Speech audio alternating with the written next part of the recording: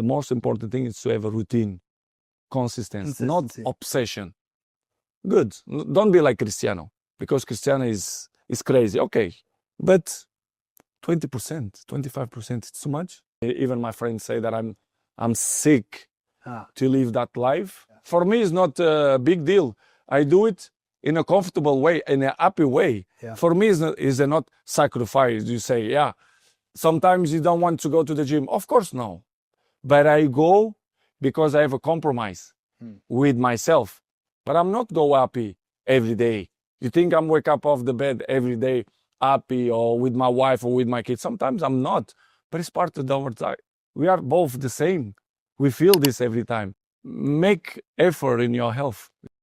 If I said to you, you're only going to have one car the rest of your life, you could pick any car you want. I don't care what it is. It could be the most expensive car, the cheapest, I don't care, whatever it is.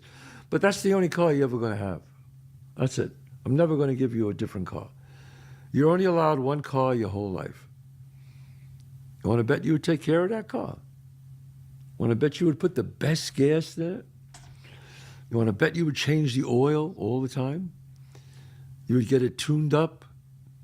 You would get it cleaned and washed? That car would be like brand new in 5 years still. Well, that's your body. You only get one body. That's it. But if there's one message I want you to walk away with today, it's this. You have to disappear. You stop announcing every move and start building something that speaks for itself. Disappearing means doing the work. It means doing the work in the dark. It means building in private what you don't need to prove in public. It means doing the work when no one's watching. You stop worrying about what people think and start valuing what you believe.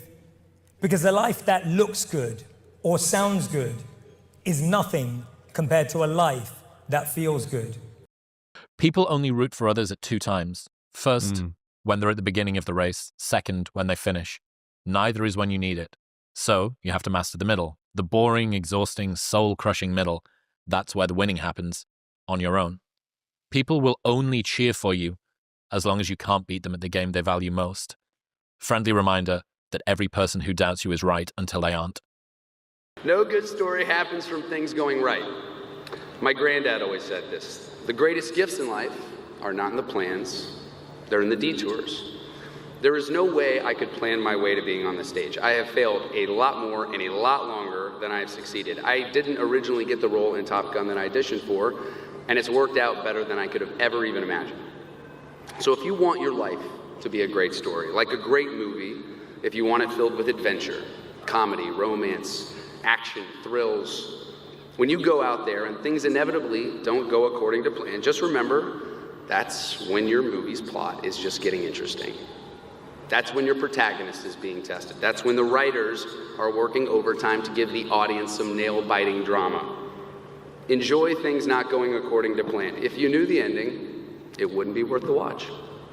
No good story happens from things going right.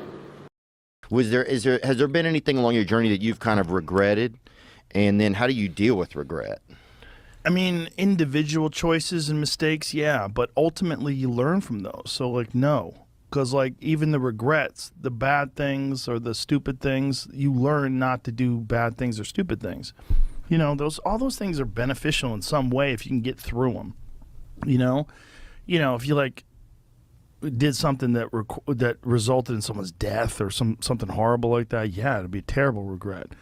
But I've been very fortunate that hasn't happened. But the dumb shit that I've done or the bad mistakes that I've made, they've taught me. You know, you learn. Like, that's why failure is so important. Like, failing and up and making mistakes, it's very important. That's how you learn. That's how the bad feeling that you get from something that you shouldn't have done or wish you didn't do or wish you did better, like especially failing at something where you half-assed it and you just feel like a loser, like that just teaches you. It teaches you to get your shit together.